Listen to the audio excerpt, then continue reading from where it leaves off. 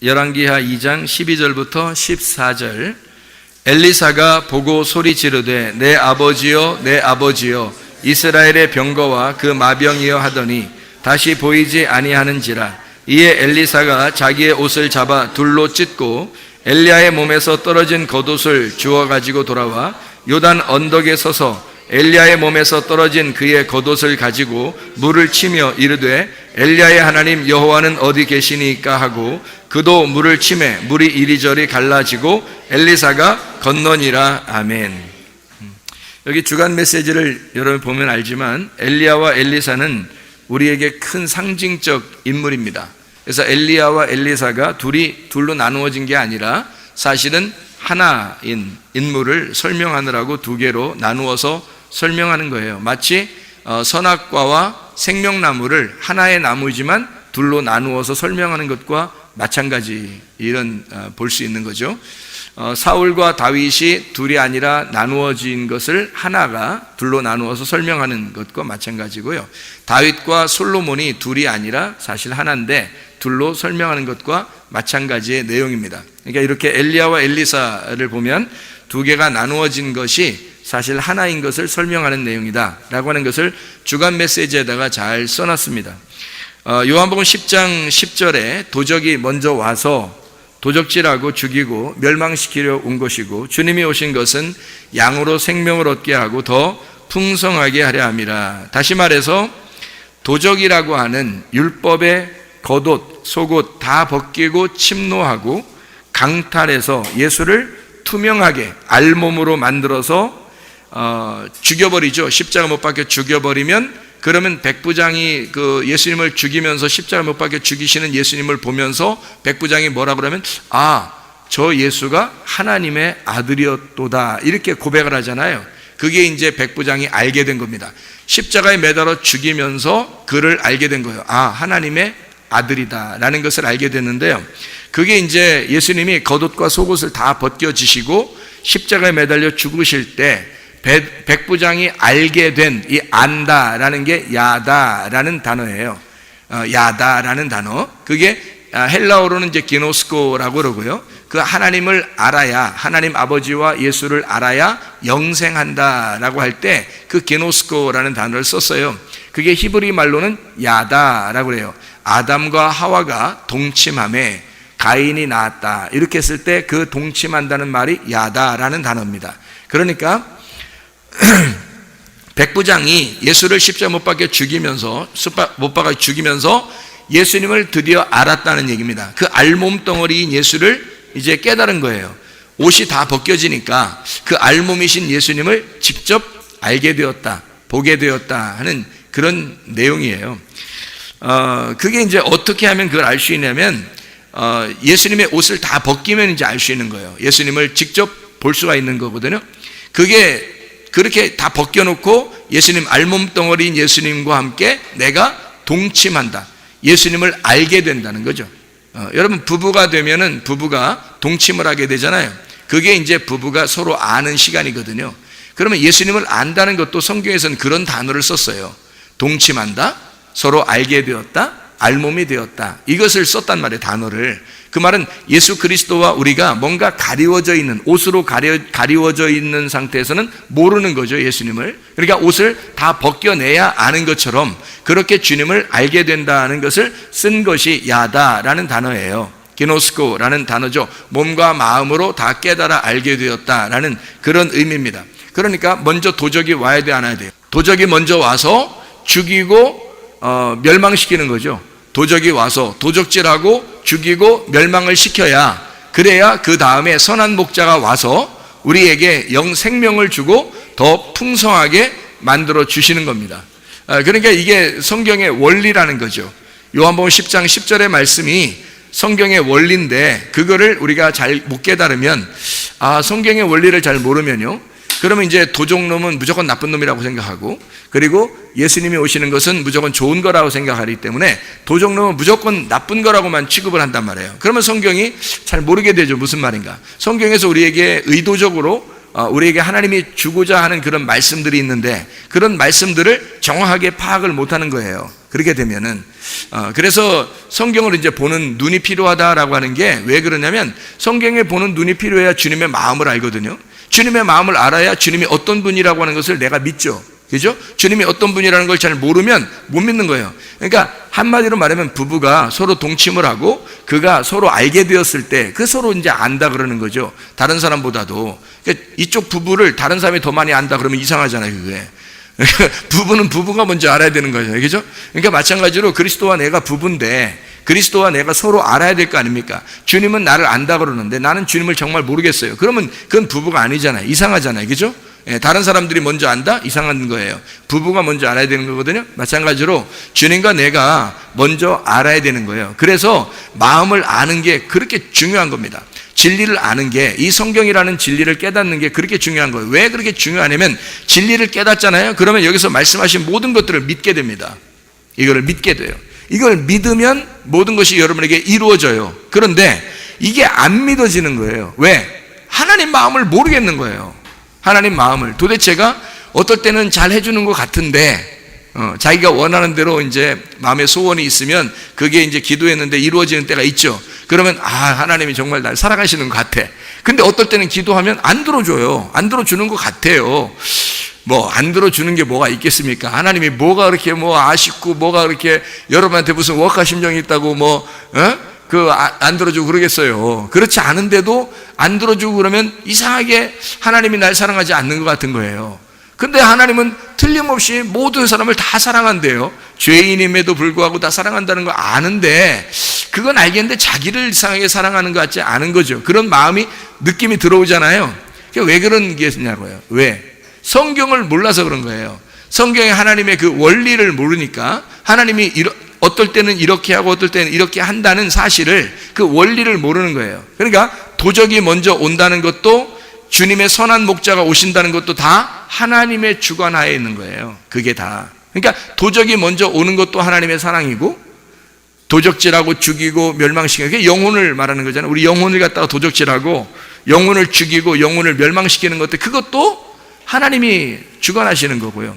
선한 목자가 오셔서 우리를 구원하는 것도 생명을 주시고 더 풍성하게 하는 것도 주님의 사랑의 마음이란 말이에요. 그러니까 그걸 우리가 근본적으로 아셔야 되겠습니다. 그걸 알아야지 성경을 이제 하나님께서 우리를 정말 사랑하시고 있구나.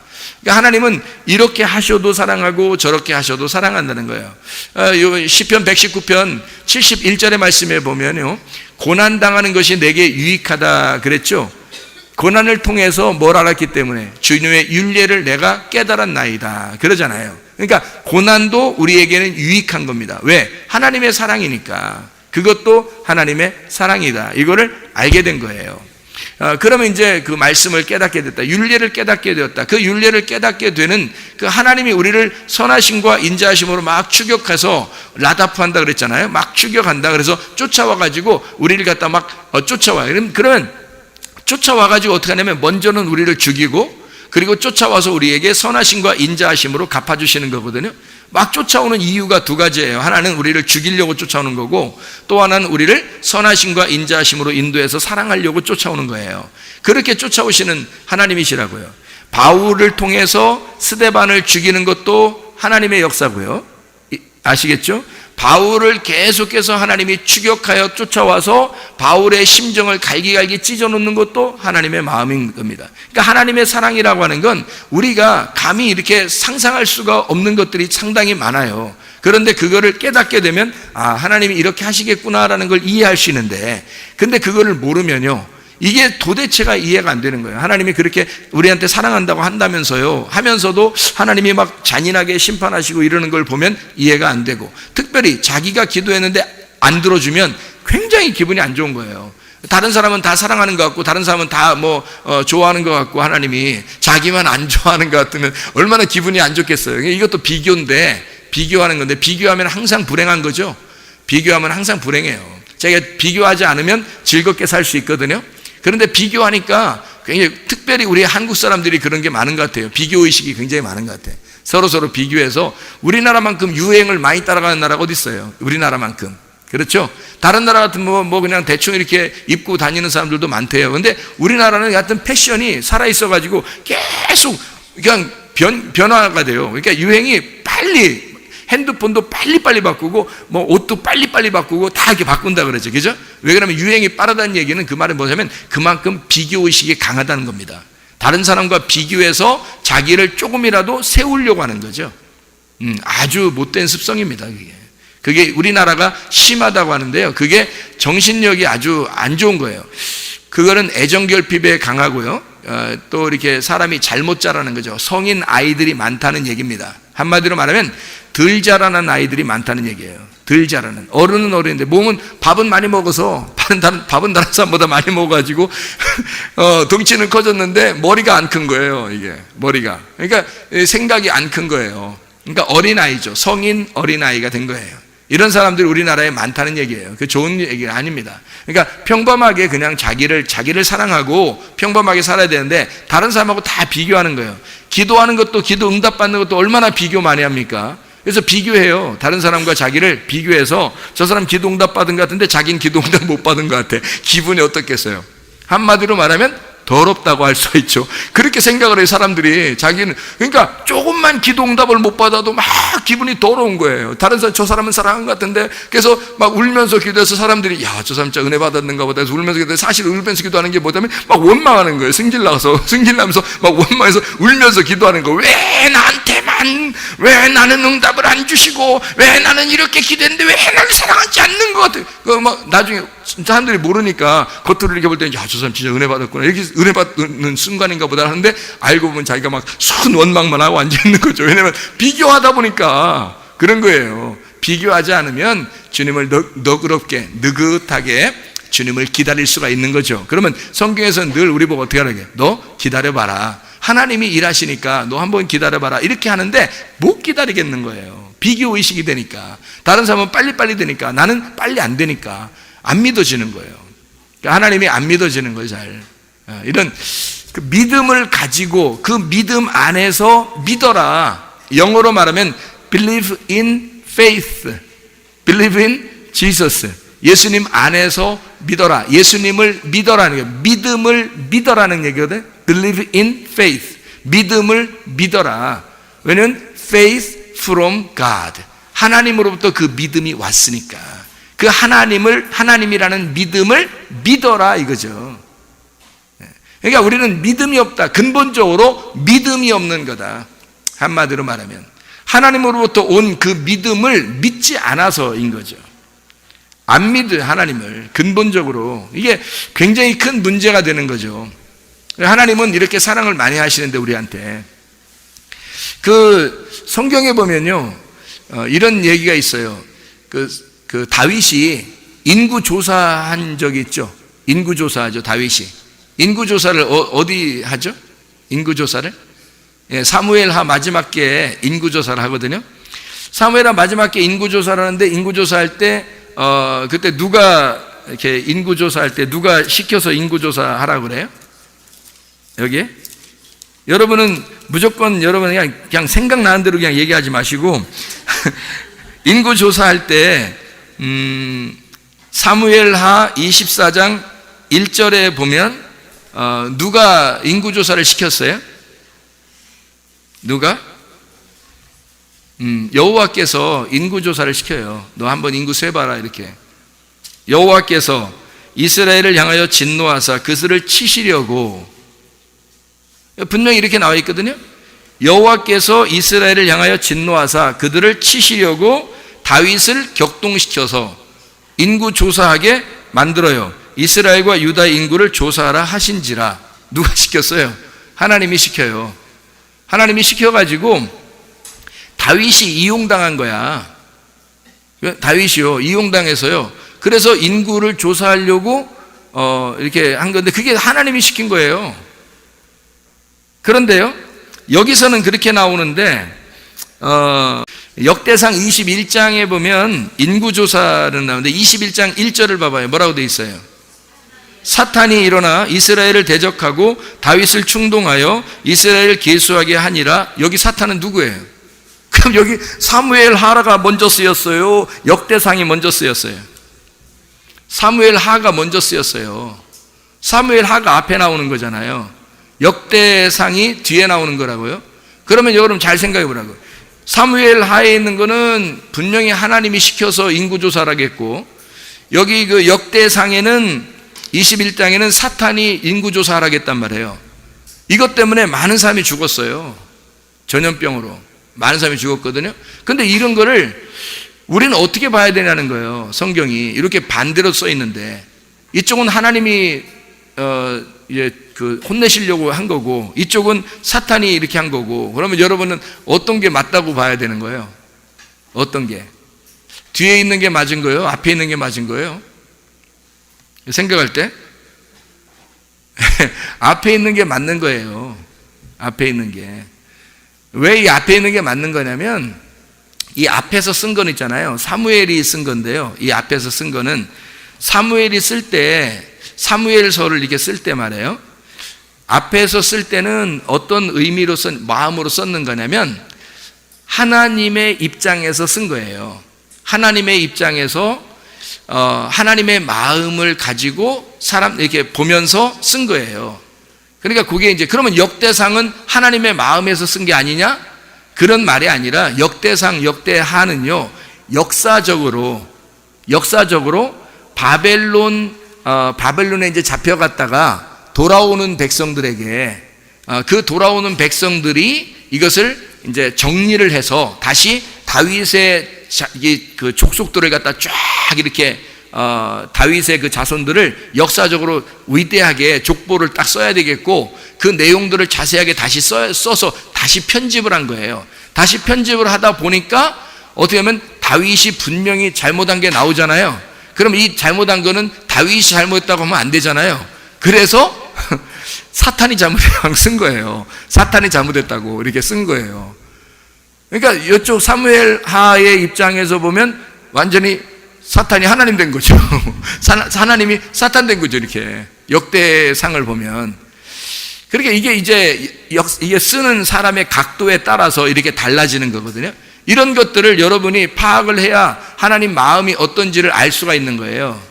그래서 요거를 이해해 줘요. 성경이 이런 것들이 많죠. 그러니까 욥도 어떻게 해요? 욥한테도 시험할 때 마귀가 시험하잖아요. 사탄이, 그죠? 시험하는데 하나님이 어떻게 해요? 사탄한테 시험해보라고 그러잖아요. 그러니까 사탄이 시험할까요 말까요? 하나님이 안 돼, 하지 마. 너무 괴로워, 너무 힘들어. 그렇게 힘든 걸 어떻게 할래? 네가 건들면야 죽는다, 죽어 아주. 예? 하지 마라. 그러면 안 하는 거거든요. 근데 해봐. 마치 꼭 뭐 사탄하고 하나님하고 둘이 싸워서 뭐 뒤에 그 고래 싸움에 새우 등 터지듯이 그냥 욥이 그냥 만신창이가 돼버리는 거예요. 여러분, 그게 어떻게 이해가 되냐고, 이게 성경이. 그런 것을 보면, 여러분, 우리는 인간은 그러니까 하나님과 사탄 사이에서 중간에서 완전히 새우가 생긴 게 어떻게 이게 꾸부정하게 생겼잖아요. 이게 꾸부정하게 있어가지고 막 이 고래가, 양쪽에서 고래가 하나님하고 사탄하고 둘이 새우 하나 놓고서 가운데 딱 놓고서 막 으르렁 막 하는 거예요. 그러면 새우가 막 쫄아가지고 이렇게 사는 게 이게 인간 세상이에요? 이런 게 인간 세상이냐고. 우리가 하나님과 사탄 사이에서 이렇게 사는 게 이게 인간 세상이냐고. 이게 뭐 하는 짓이에요, 이게 도대체가. 하나님이면 하나님이지, 우리한테 뭐 그렇게 무슨 워카 심정이 있어서 워카로 막 그냥 우리를 밟고 그러면 되겠어요? 그럼 안 되죠. 그러니까 하나님하고 이 사탄을 여러분이 잘못 이해해서 그런 거예요, 성경을. 요거를 잘 이해하면 하나님의 그 근본 의도가 무엇인지를 깨닫는 겁니다. 그래서 성경에 그 하나님의 마음을 파악하면 하나님의 의도를 깨달으니까, 그러니까 우리의 마음이 어떻게 돼요? 주님을 바라보면서 기다릴 수 있는 거죠. 내가 가만히 있어 하나님의 하나님 되심을 알게 기다리는 겁니다. 그 하나님을 인정하는 거예요. 그걸 믿음이라 그러는 거예요. 믿음 안에서 믿는다는 겁니다. 그러니까 믿음을 하나님이 주셔야 그걸 믿는 건데, 그 하나님이 주시는 믿음이 갑자기 가만히 있는데 눈 감고서 믿음 왔어, 이렇게 하면 믿음 오는 게 아니에요. 그런 식으로 믿음 오는 게 아니라 하나님의 말씀을 들음으로 믿음이 오는 거예요. 하나님 말씀을 듣고 믿음이 오면 그 믿음을 믿는 겁니다. 그게 믿는다라는 단어예요. 그러니까 믿음을 믿어라. 예수를 믿어라. 하늘로부터 온 믿음을 믿어라, 그 말이거든요. 그러니까 하늘로부터 온 믿음은 말씀으로밖에 안 와요, 여러분. 그래서 말씀으로 믿음이 오는 것은 하나님 마음을 파악하라는 겁니다. 하나님을 알고 의도가 어떻게 됐든 하나님이 여기서 하나님께서 하시고자 하는 일든 반드시 이루어지게 되어 있다, 그것입니다. 그거를 깨닫기만 해도 얼마나 감사한지 모르죠. 예. 그러니까 하나님이 다윗을 시험하기 위해서 인구조사를 하게 했어요. 그것은 이스라엘을 책망하고자 하는 하나님의 계획이었다는 거죠. 그것을 이제 역대상에서는 바벨론에 잡혀갔다 오는 그 역사가들이 이것을 갖다 사탄으로 바꾼 거예요. 이 사탄이란 단어를 여러분이 잘 이해해야 됩니다. 여러분이 사탄이란 단어는 여러분 어떻게 막 이렇게 생긴 걸 사탄이라고 생각하잖아요.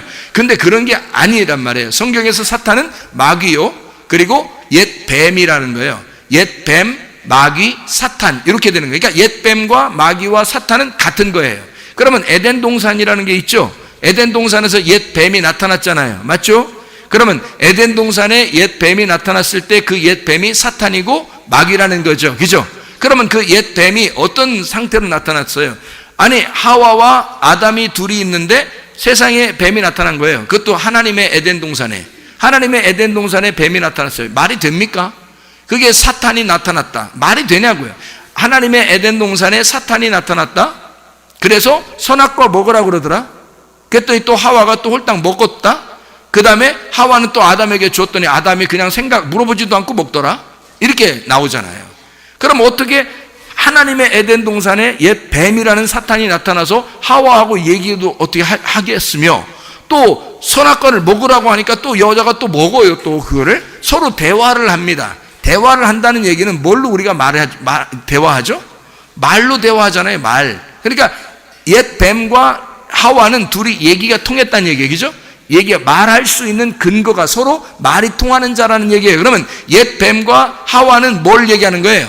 말씀을 얘기하는 거예요. 둘 다 말씀을 얘기하는 거예요. 그래서 옛 뱀이 아담을 안 만나는 겁니다. 왜? 아담은 말씀이 아니라 말씀의 주인이란 말이에요. 말씀의 주인.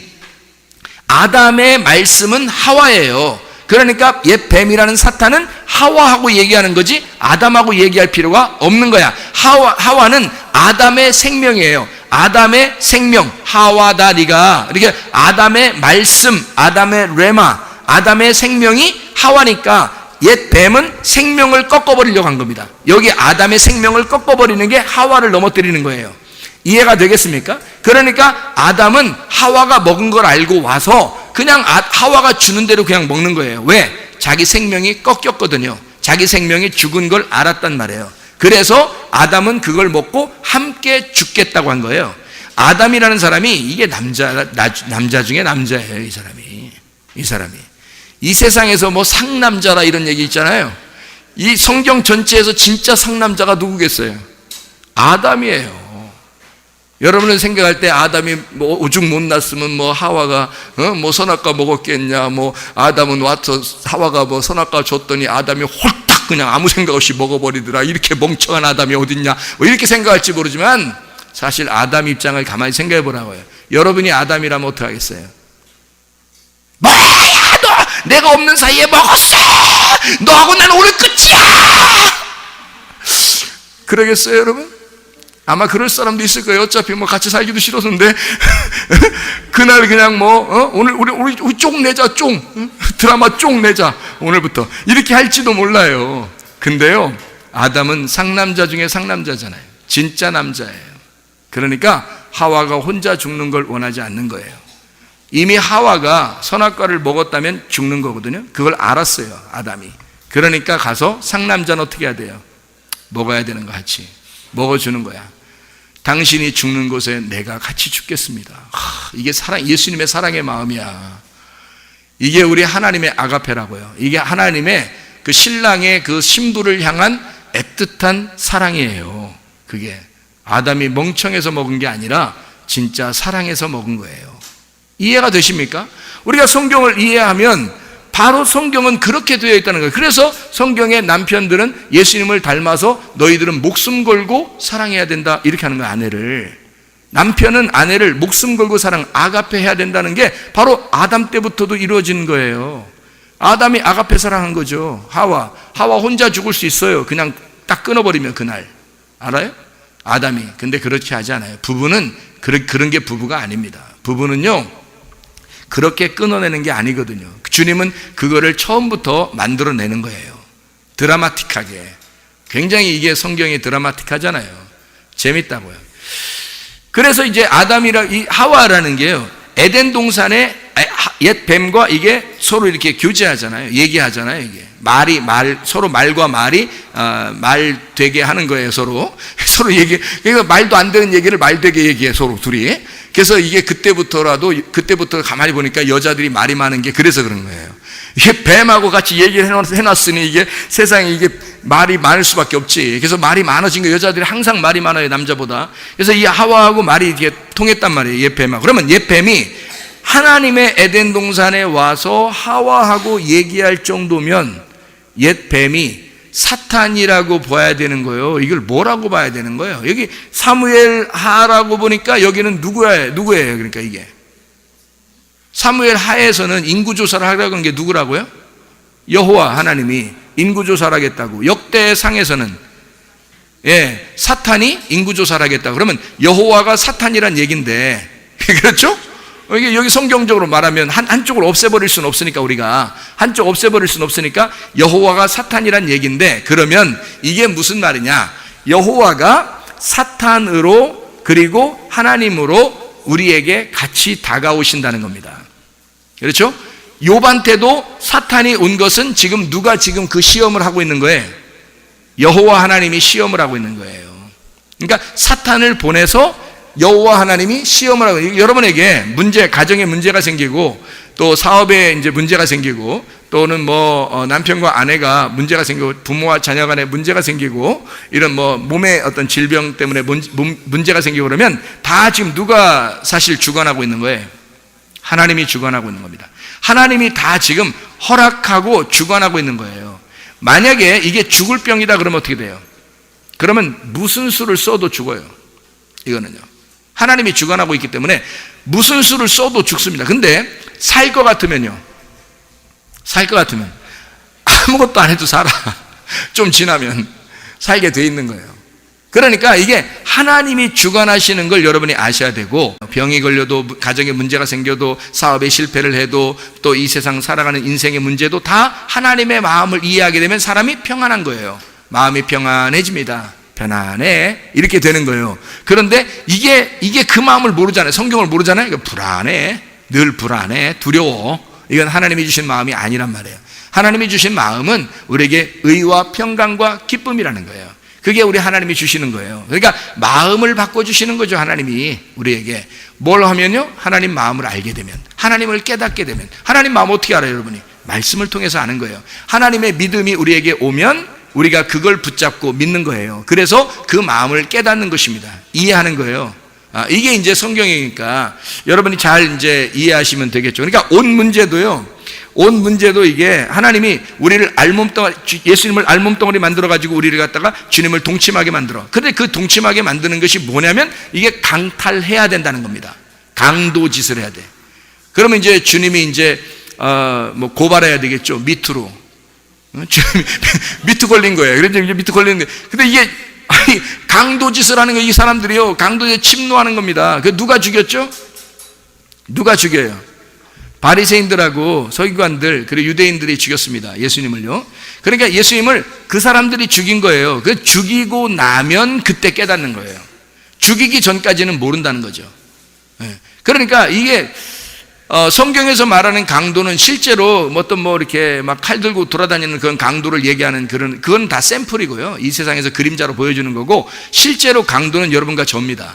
여러분과 제가 강도인데, 그 강도가 반드시 어떻게 되면 예수를 쫓아가가지고 죽여야 되는 거예요. 다시 말하면, 제가 이제 옛날에 한번 하나님 앞에 막 기도할 때 어떤 기도를 했냐면, 내가 이제 회개 기도를 한번 진정한 회개 기도를 한번 한 적이 있는데요.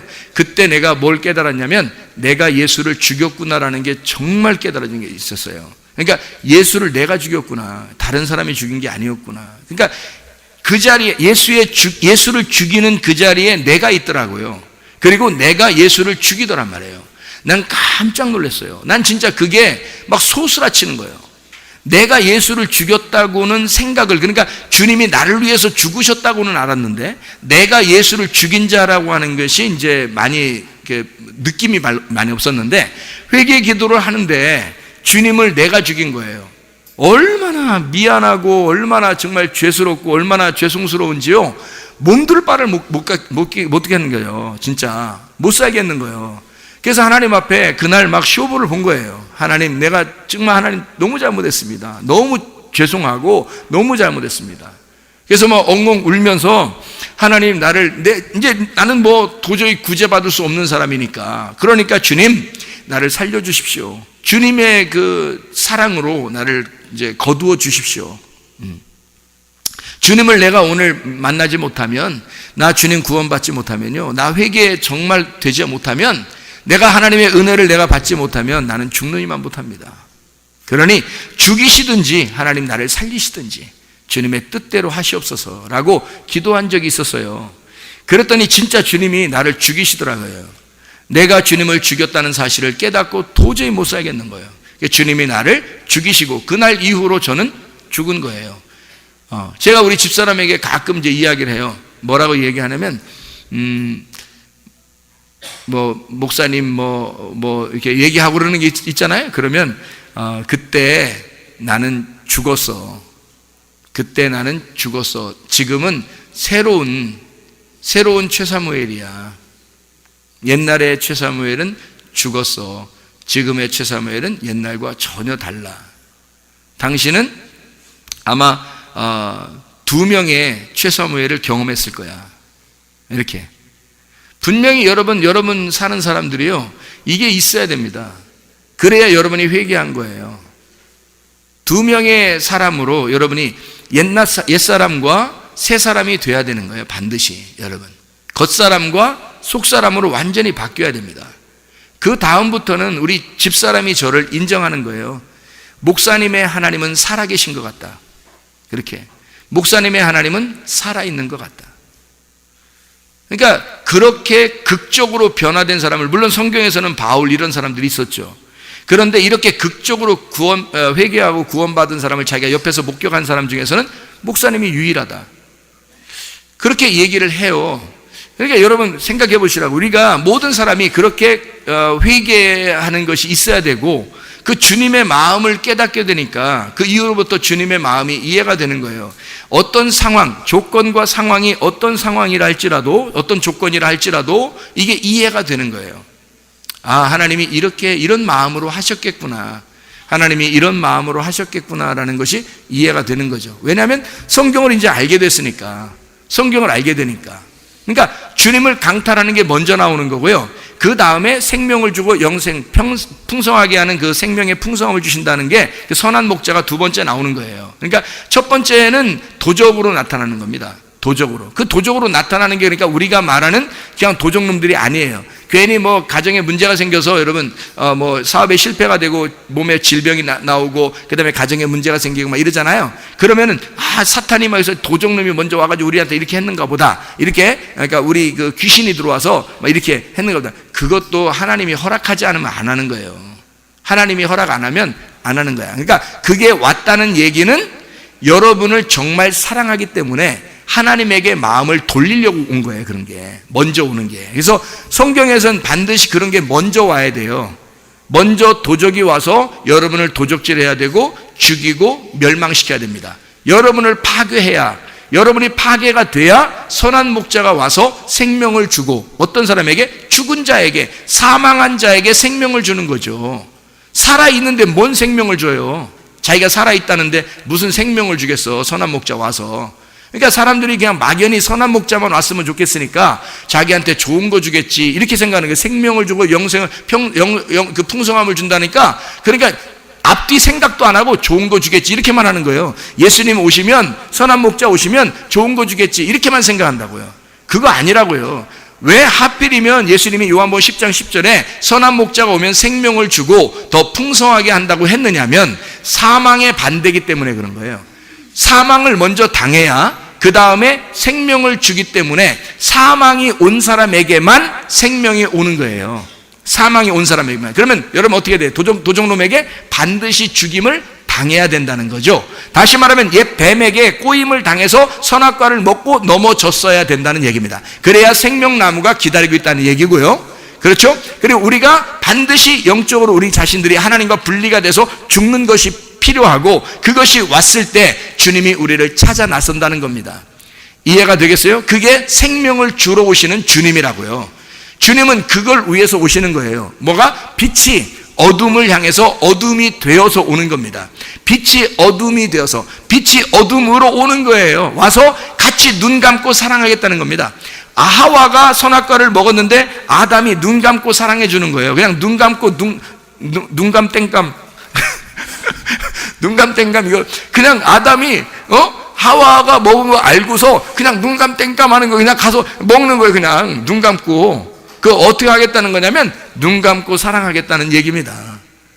네가 먹은 거 알지만 내가 같이 먹고 너와 함께 어둠 속으로 갈게.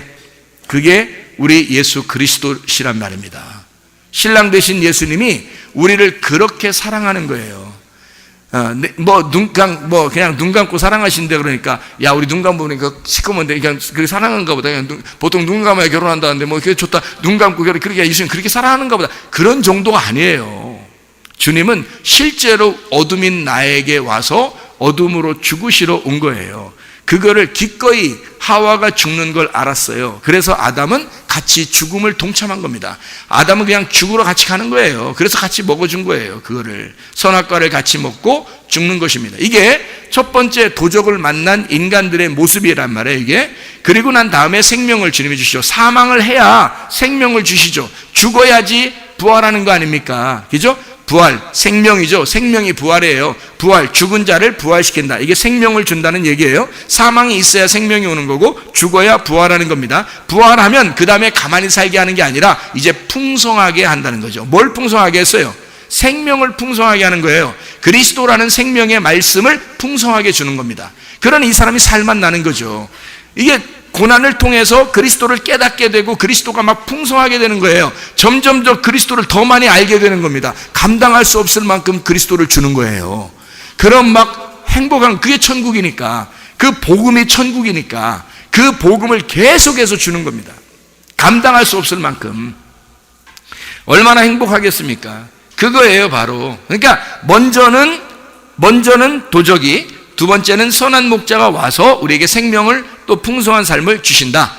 자, 이해가 되겠죠? 성경이 그렇게 나누어져 있다, 이런 얘기입니다.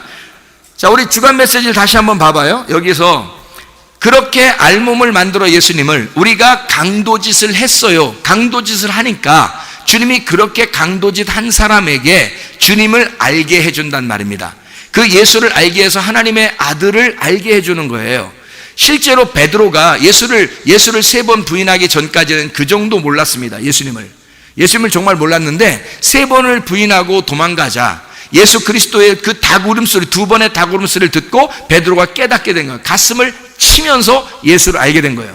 그 예수를 자기가 진짜 3번 부인하고 죽여보니까 알겠는 거예요. 예수가 얼마나 자기를 사랑해서 이 땅에 오셨는지를 알겠는 거예요. 그래서 할 말 없어요. 사랑에 할 말이 없어진 거예요.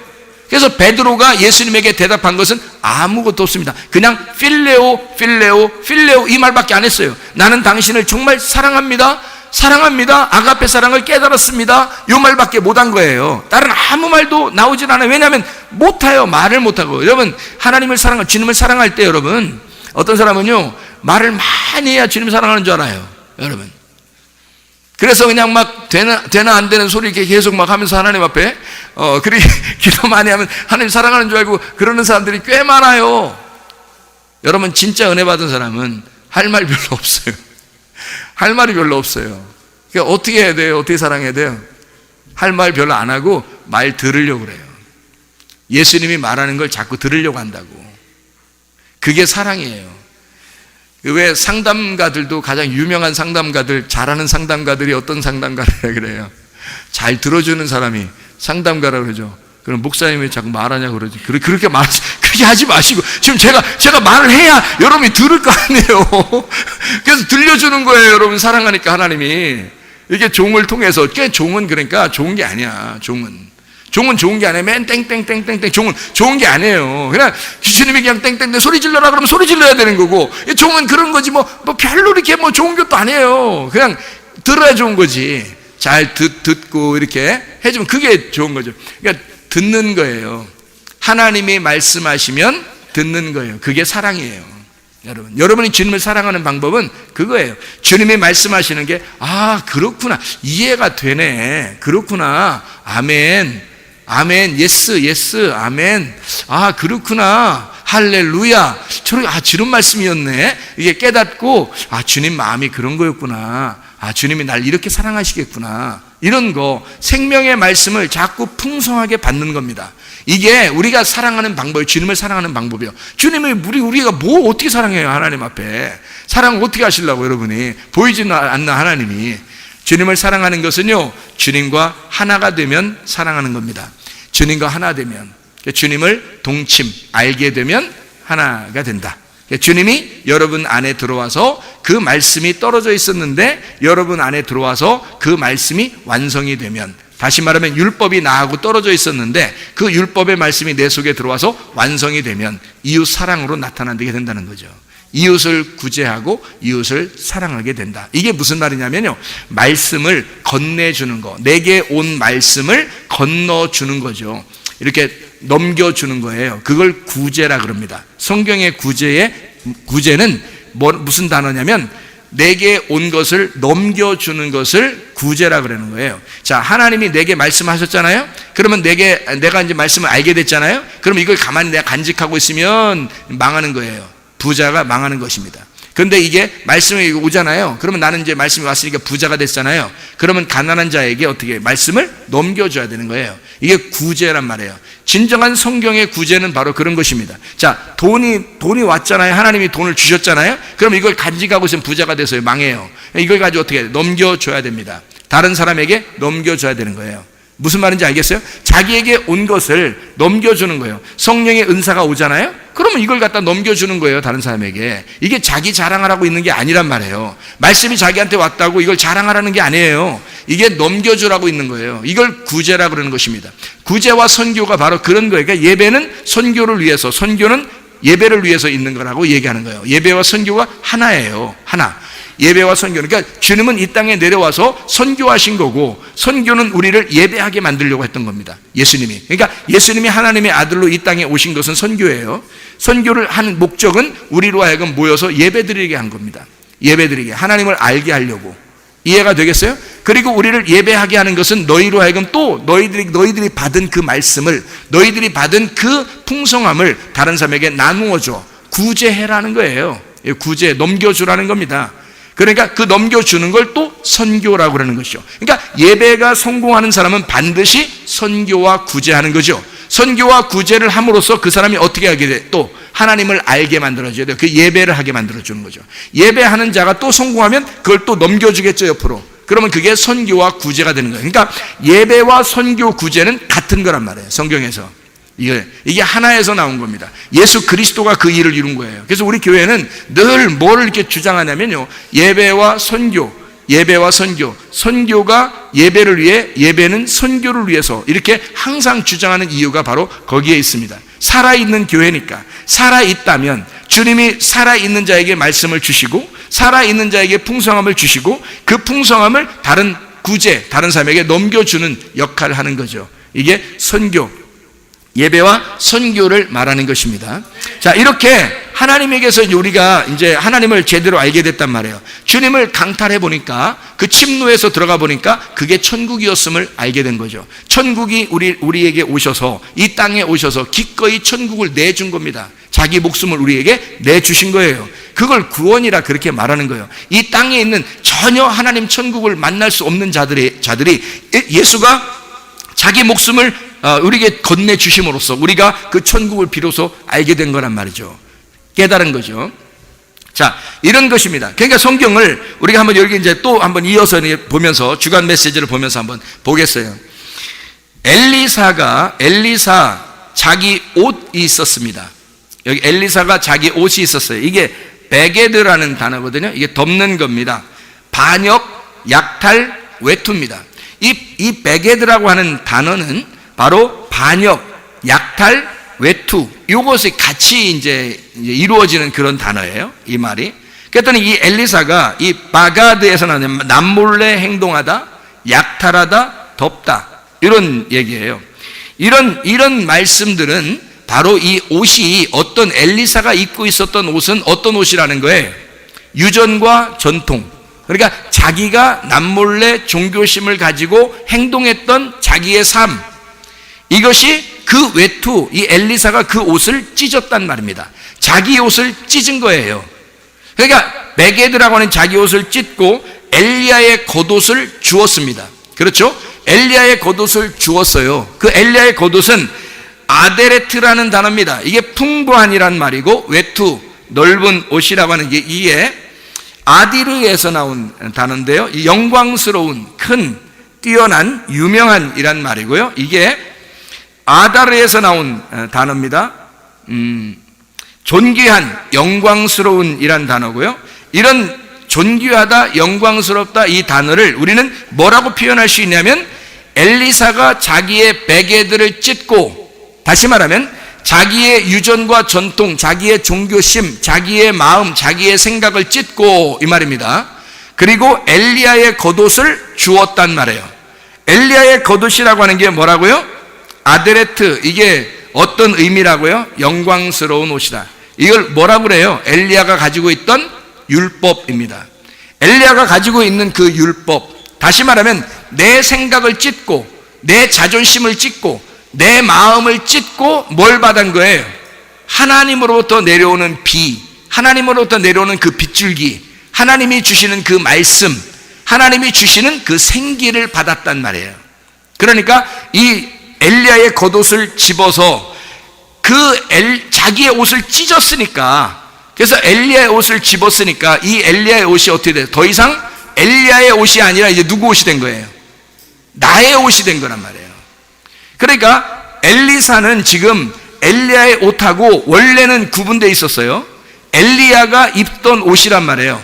엘리야가 원래 입던 옷인데, 엘리사는 엘리사가 입던 옷이 있고요. 근데 엘리야가 입던 옷이 툭 떨어졌어요. 엘리야는 사라져 버렸고, 사라지는 걸 이 엘리야가 뭐라 그러냐면요, 네가 하나님이 나를 하늘로 데리고 올라가는 것을 네가 보면 너에게 능력이 임할 것이다 라고 엘리사한테 그랬거든요. 엘리야가. 그러니까 이게 어떻게 올라가게 됐냐면, 아니 그냥 하나님이 그냥 휙 그냥 데려가면은 간단한 얘기일 텐데, 성경에서 옷을 갖다가 엘리야의 옷을 싹 벗겨놓고 데려가는 거예요. 그러면 이제 엘리야는 하늘의 옷을 새로 입겠죠. 그러면 엘리야가 입고 있었던 옷은 뭐라고요? 율법의 옷이라고요. 그 율법의 가죽옷, 그 가죽옷이 툭 떨어져 버린 거예요. 떨어지니까 지금 엘리야가 어떤 상태로 올라가는 거예요? 알몸된 상태로 올라가는 거예요. 그거를 누가 본 거예요? 엘리사가 본 거란 말이에요. 그러니까 엘리사가 지금 엘리야가 입었던 옷이 떨어지는 순간 엘리야가 벗고 올라갔구나라는 걸 알았죠. 그러면 엘리야의 알몸을 보게 된 거죠. 자, 십자가 못 박혀 돌아가신 예수 그리스도가 십자가에서 못 박혀 돌아가실 때 백부장이 그 알몸으로 죽는 예수님을 바라보면서 저가 하나님의 아들이라는 걸 알았죠.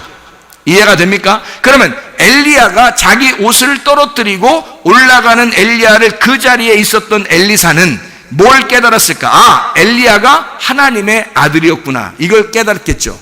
이해가 됩니까? 저가 하나님의 아들이시구나. 지금 그 장면은 여기서 요단강에서 이루어지는 장면입니다. 요단에서 이루어지는 장면인데, 이게 바로 뭐냐면 주님의 심판, 십자가를 의미하는 거예요. 그래서 주님의 죽으심과 부활을 상징하는 것이 요단강이거든요. 그러니까 엘리야는 죽고 올라가야 되는 거고요, 엘리사가 그 다음부터 부활의 예수님으로 살아야 되는 겁니다.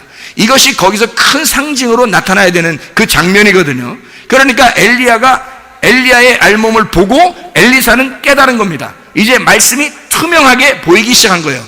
엘리야가 알고 있었던 율법이 엘리사에게는 이제 더 이상 엘리야 것이 아니라 자기께 된 거예요. 자기의 말씀이 돼버린 겁니다. 자, 여러분, 말씀이, 율법이라는 말씀이요, 이쪽에 있고 나는 여기에 있고, 그러면 율법과 내가 이렇게 떨어져 있잖아요.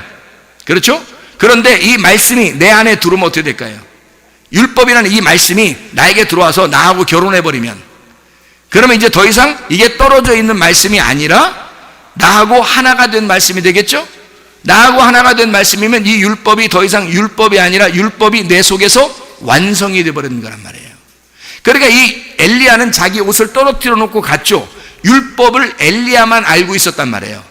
율법을 엘리야만. 그러니까 엘리야가 다 알고 있었던 거예요. 그래서 엘리야는 하나님의 일을 할 수 있었던 거고, 이제 엘리야가 떠나가자 엘리사가 그 일을 감당해야 되는데, 그 엘리사는 어떻게 감당할 수 있냐면 엘리야의 옷을 입어야 감당이 된단 말이에요. 엘리야의 옷을 가지고 있어야 감당이 된다고요. 그러니까 엘리야의 옷을 가지고 어떻게 이제 자기 옷처럼 자기 옷처럼 지금 엘리야의 옷을 갖다가 해야 되니까 자기 옷을 어떻게 찢어놔야 되죠. 더 이상 자기 옷을 입고 있으면 안 되니까. 자기 옷을 입고 있으면 엘리야의 옷을 입을 수 있겠냐고. 못하죠. 그래서 자기 옷을 찢는 거예요. 자기 옷을 찢어 발기고 엘리야의 옷으로 이제 강을 갖다가 요단강을 갖다가 치는 겁니다. 치면서 뭐라고 그러냐면 엘리야의 하나님 어디 있습니까? 그러죠. 엘리야의 하나님이 이제 어디 있습니까? 그럼 진짜 엘리야 하나님이 꼭꼭 숨어서 어딨나 찾으려고 지금 어딨냐고 물어보는 거예요? 엘리사가? 아니란 말이에요. 엘리야 하나님 어디 있습니까? 할 때는 지금 엘리야의 하나님이 나의 하나님이 아닙니까? 이 말이에요. 엘리야의 하나님이 어디 있습니까? 엘리야의 하나님 없습니다. 이제 엘리야 하나님 다 갔어요. 나의 하나님이 되셔야 된다 이 말이에요. 나의 하나님이 되셔야 된다. 내가 엘리야 옷 가지고 있습니다. 하나님 마음대로 하세요. 내가 엘리야 옷 가지고 있거든요. 엘리야 옷 가지고 있으니까 하나님 마음대로 하세요. 엘리야 하나님 어디 있어요? 내가 옷 가지고 있는데 엘리야 옷? 이제는 엘리야하고 함께 있던 하나님 나하고 함께 있어야 돼. 내가 엘리야 옷 가지고 있거든. 이렇게 이해가 됩니까? 무슨 말인가? 자, 엘리야의 하나님이 엘리야의 하나님으로 계속 존재하시면 엘리사의 하나님은 안 되는 거예요. 엘리사는 한 번도 능력을 발휘할 수가 없습니다. 엘리야가 살아있는 한 엘리사는 능력을 발휘할 수가 없습니다. 그러면 여러분과 제가 엘리야의 하나님이 계속 엘리야가 이곳에 살아있으면 우리는 하나님의 능력을 받을 수가 없어요. 엘리야가 다 하시니까. 엘리사의 하나님이 엘리사가 이 땅에서 계속 지금 살아있으면 엘리사의 하나님이지 우리의 하나님은 안 되는 겁니다. 예수가 이 땅에 그냥 계속 살아있으면 예수님이 있는 데만 영생이 있는 거고 예수가 있는 데만 생명이 있는 거예요. 우리는 아무도 능력을 받을 수가 없어요, 여러분. 그러나 그 예수의 하나님, 그 예수, 죽으시고 부활하신 그 예수의 하나님은 어디 있습니까? 라고 우리가 말해야 되는 거죠. 다시 말하면 그 예수의 하나님은 나의 하나님이 되셔야 합니다 라고 말하는 거죠. 무슨 말인지 알겠습니까? 엘리야 하나님 어디 있습니까? 엘리사가 말하는 거예요. 엘리야 옷 내가 가지고 있습니다. 그 말씀 내가 가지고 있습니다. 그 율법의 말씀 내가 깨달았습니다 이 말이죠. 그리고요 그 옷으로 막 쩍쩍 갈라냅니다. 쩍쩍 갈라내서 거기서 길을 열고 그 갈라진 사이를, 그 갈라진 거를 이리저리 갈라지고 엘리사가 건너니라 그래요. 건너가는 겁니다. 이게 믿음으로 건너가는 거예요. 하나님의 말씀이라고 하는 건요, 여러분, 제가 여러분에게 이제 이 말씀은 이제 설명하고 마쳐야 되겠습니다, 시간 때문에. 근데 건너가는 신앙이 있어야 되는 겁니다. 우리가 머물러 있는 신앙은 올바른 신앙이 아니에요. 어린아이는 반드시 성장을 해야 합니다. 어른들은 마음이, 심령이 가난해져야 하고, 그러니까 어른들은 어린아이 같은 마음을 가져야 천국 가는 거고요. 어른이 순 어른짓 하니까 안 되는 거예요. 어른이라도 자꾸 몸은 커져가지만 마음은 항상 어린아이처럼 순수하게 주님을 의지하고 믿으셔야 됩니다. 어른은 어린아이가 돼야 되고요. 어린아이 같은 사람들은요, 계속 신령한 젖을 사모함으로 성장을 해야 합니다. 믿음 안에서 성장을 해야 돼요. 그러니까 가만히 있어서는 안 되는 겁니다. 계속 성장을 해야 돼요. 예. 건너가셔야 하는 거죠. 엘리사가 여기서 건너갔다 그러죠.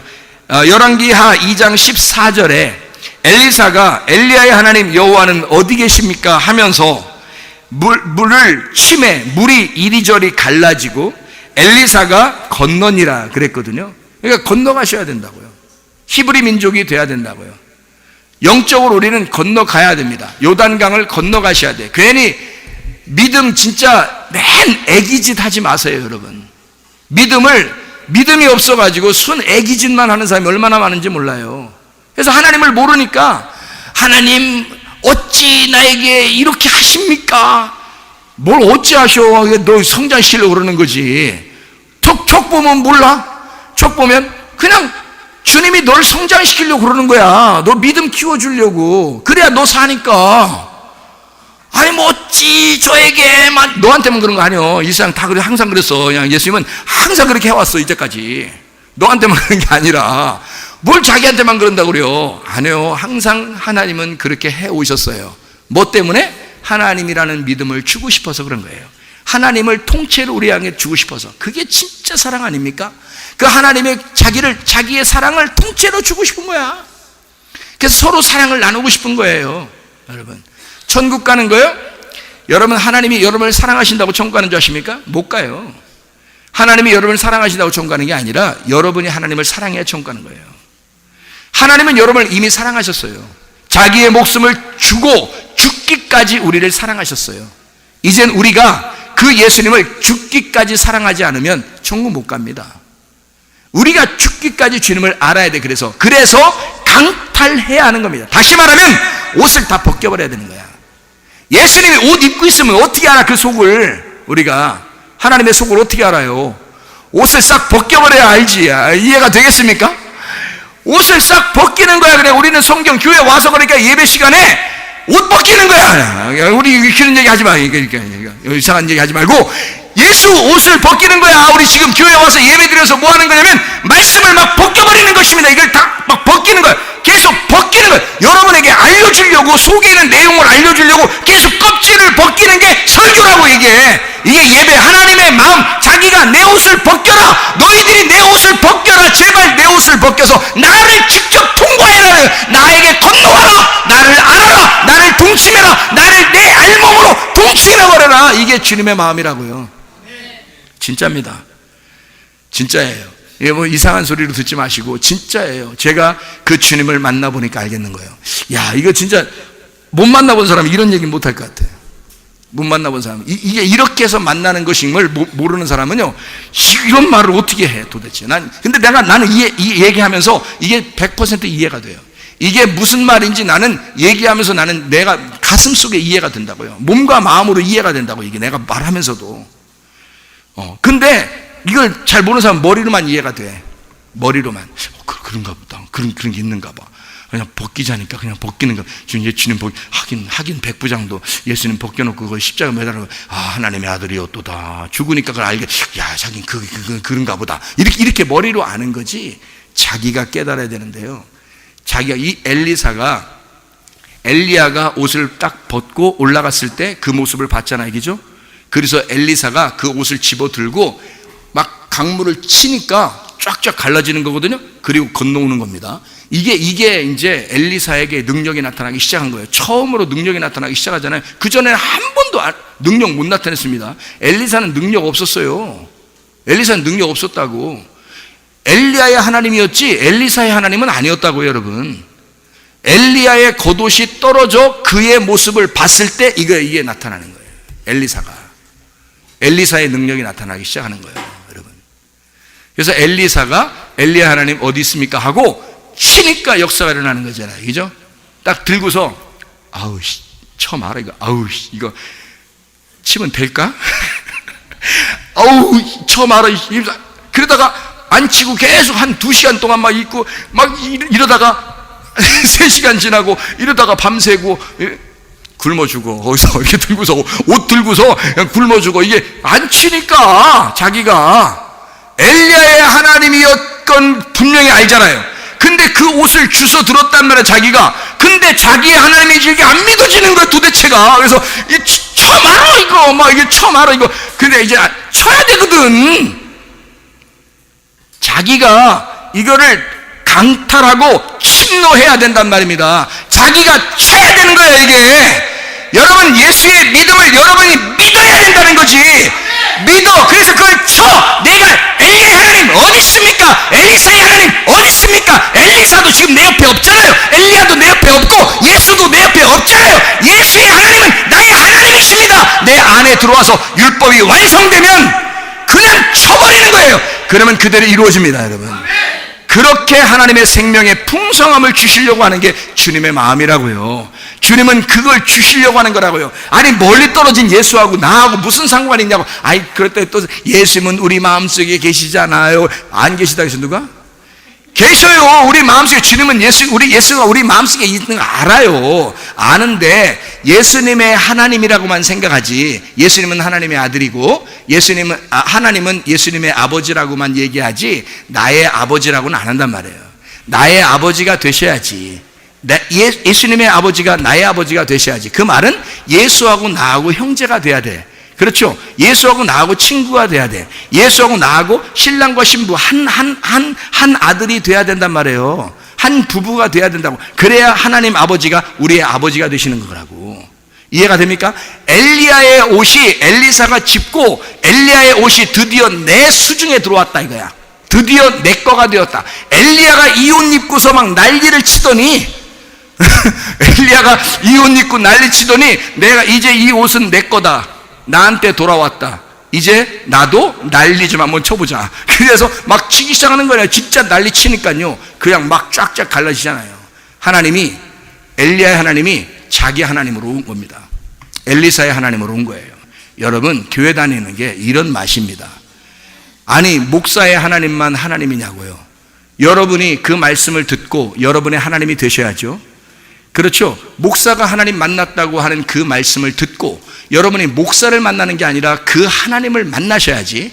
그래서 목사 가운데서 치워버리고 하나님을 직접 만나 나의 하나님이 되셔서, 하나님 앞에 하나님 어디 있습니까? 목사의 하나님, 내게 목사도 필요 없고 예수도 옆에 있는 거, 엘리야도 엘리사도 다 성경에 나오는 거 그거 다 옆에 놓고 나의 하나님 되십시오.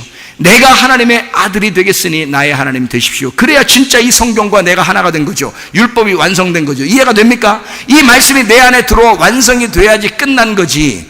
이게 말씀은 순전히 옆에 있고 나는 나하고 말씀은 여기 있고 맨날 둘이 그냥 평행선을 이루어서 가는 거예요. 이렇게 평행선을 이루어서. 이게 하나로 가야 되는데 평행선을 이루어서 한 번도 만난 적이 없어. 여러분 말씀과 자기가 한 번도 만난 적이 없어요. 계속 평행선을 이루어서 가가지고.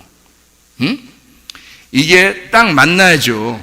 말씀과 내가 만나야지. 그래야 한 부부가 되죠. 그리고 동침하고 같이 가는 거지. 그렇죠? 말씀은 말씀, 나는 나. 그럼 계속 같이 가. 이렇게 계속 같이 가는데 저쪽 가는 거고 나는 이쪽 가는 거야. 거리가 멀어. 못 만나요.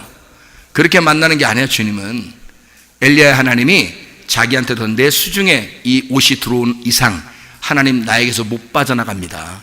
에? 하나님 나에게서 못 빠져나갑니다. 내가 하나님을 죽이고야 말겠습니다. 아니 너무 무섭게 생각하지 마시고 지금 제가 그걸 이제 이렇게 표현한 거예요. 그러니까 너무 무섭게 생각하지 마시고, 옷을 가지고 요단강 있잖아요. 요단강을 거기서 막 치는 거예요. 그래서 예수를 죽이는 겁니다.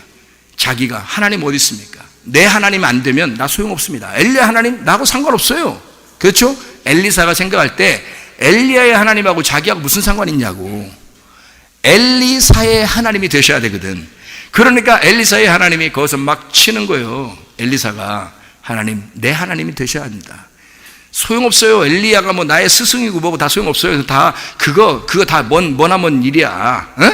이미 그 옷 떨어뜨리고 뭐 혼자 알몸덩으로 올라갔는데 그거 모르겠어. 그건 그냥 다 지나간 일이고 이제 나의 하나님 되셔야 됩니다. 하나님, 나의 하나님. 이렇게 얼마나 놀라운 얘기입니까? 이게 성경의 복음이라고 하는 겁니다.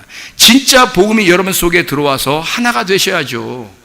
아, 우리가 뭐 무슨 뭐 이단 뭐 이런 거 돼서 무슨 뭐 하나님 아들 되라 뭐 하나님 아들이야 뭐 이렇게 그런 얘기 아니잖아요, 이게 지금. 그죠? 하나님은 말씀, 하나님의 아들은 말씀이고 우리는 말씀들이 돼요. 하나님 예수 그리스도를, 하나님의 아들을 우리는 따라간단 말이에요. 내 십자가를 지고 나를 부인하면서 따라가는데 그게 어떤 모습이에요? 예수님의 모습이라고요. 똑같은 예수님의 모습으로 따라가서 나를 죽이고 하나님의 아들이 아버지를 얻었듯이 우리도 하나님 아버지를 얻어서 그 하나님 아버지와 함께 영원히 같이 살자는 얘기지. 제가 하는 얘기는 어떻게 그 하나님하고 나하고 떨어져 사냐고요. 이게 무슨 하나님 믿는 거냐고.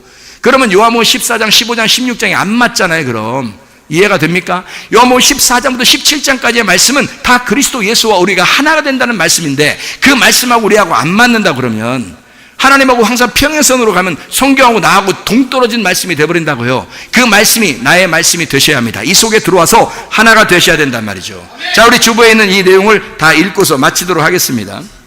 자, 이제 율법의 완성을 위해서 나아가는 엘리사의 모습을 보십시오 했습니다. 하나님은 늘 아버지 엘리야의 하나님이었고 엘리사의 하나님은 아니었다는 말입니다. 이제 아들 엘리사의 하나님이 되시기를 원하시는 하나님이 계셨습니다. 그래서 엘리야를 데려가고 엘리사를 남겨두고 엘리야의 옷을 떨어뜨려 준 거예요. 이해가 되십니까? 옷을 입혀주는 것은요, 그 사람을 준 거란 말이에요. 옷을 입혀주는 건. 옷 입은 대로 사람 되잖아요. 소방수 옷 입으면 소방수라 그러죠. 경찰관 옷 입으면 경찰관이라 그래요. 학교 교복 입으면요, 학생이라 그러는 거예요. 이해가 됩니까? 그러니까 그 옷을 입은 대로 그 사람이 되어버리잖아요. 그러니까 엘리야의 옷을 떨어뜨려서 이젠 엘리사에게 엘리야의 하나님이 그 옷이 되어 엘리사에게 입혀주는 겁니다. 그래서 로마서 13장 12, 14절에 그리스도의 빛된 옷, 빛의 갑옷이 그리스도라고 말하는 거예요. 우리는 빛의 갑옷을 입어야 된다. 에베소 6장 11, 13절에 말하는 전신갑주, 그게 성령의 말씀으로 이루어진 그 전신갑주가 그리스도를 말하는 거고요. 그래서 그리스도가 우리의 옷이라고요. 옷으로 입고 사는 것이다. 그리스도를 입고 사는 것이다. 이런 말씀입니다. 겉옷 찢겨진 자만 엘리사처럼 투명하게 옷 벗겨진 예수를 만나게 되고 하나님은 이제부터 그의 하나님이 되는 것입니다. 겉옷 찢겨진 강도 만난 자가 그랬습니다. 누가복음 10장에 나와 있는 말씀이죠. 누가복음 15장에 겉옷 찢겨진 탕자가 그랬습니다. 이해하시죠? 율법으로 무거운 짐진 자들이 다 그랬습니다. 마태복음 11장 28, 29절이 그렇죠. 뿐만 아니라 겉옷 찢겨진 삭개오가 그랬습니다. 누가복음 19장에 나온 사람입니다. 그뿐만이 아닙니다. 겉옷 찢겨진 사마리아 여자가 그랬고, 요한복음 4장에 나온 말씀이고요. 겉옷 찢겨진 38년 된 병자가 또한 그랬습니다. 요한복음 5장이에요. 나를 위해서 겉옷 속옷 다 주시고 십자가 지신 예수님 때문에 우리는 옷을 벗음이 아니라 세마포 옷을 입음으로 주님과 동행하며 살아가게 되는 것입니다. 겉옷 속옷 다 내어주신 그 주님 때문에 말입니다. 그 옷이 벗겨져 우리를 위해서 그 옷을 제공하실 때 우리는 그냥 믿음이 있는 한 사람이 아니라 믿음이 성장하는 한 사람이 되셔야 되는 거예요. 엘리사는 그 자리에 그냥 머물러 있지 않았습니다. 계속 그 옷을 가지고 요단강을 쳐서 갈라져 다시 건너가는 하나님의 사람이 되었단 말이에요. 여러분과 제가 신앙 있는 사람이 건너가는 신앙생활을 가지셔야 합니다. 엘리야의 옷을 입고 사는 엘리사의 모습을 생각해 보라고요. 엘리사의 자기의 옷을 찢고 그리고 엘리야의 겉옷을 입고 살아가는 엘리사의 모습을 생각해 보라고요. 바로 옛사람이 죽고 속사람, 새사람이 이 새사람을 입어 사는 사람, 겉사람은 죽고 속사람으로 살아가는 사람, 껍데기가 벗겨지고 알맹이로 살아가는 주님의 사람들이 되셔야 합니다. 여러분은 그 믿음을 진짜 믿음으로 살아가셔라고요. 목사님의 믿음도 여러분에게 의미 없어요. 엘리야의 믿음도 여러분에게 의미 없어요. 예수 그리스도라는 그 믿음도 예수 그리스도가 가지고 있던 그 아버지를 향한 그 믿음도 여러분에게 관계없어요. 엘리사의 믿음도 여러분에게 관계없단 말입니다. 바로 나의 하나님이 되셔야 되고 나의 믿음의 하나님이 되셔야 되는 거예요. 그게 진짜 율법의 완성이기 때문입니다. 여러분 속에서 하나님의 말씀이 깨달아짐으로 그 말씀과 하나 되어 그 율법이 완성되는 주의 사람으로 살다가 주님 만나시기를 바랍니다. 우리 하나님 아버지 사랑과 은혜를 감사합니다. 주의 뜻대로 살다가 주님 만나게 도와 주시옵소서. 예수 그리스도 존귀하신 이름 받들어 기도 올리옵나이다. 아멘.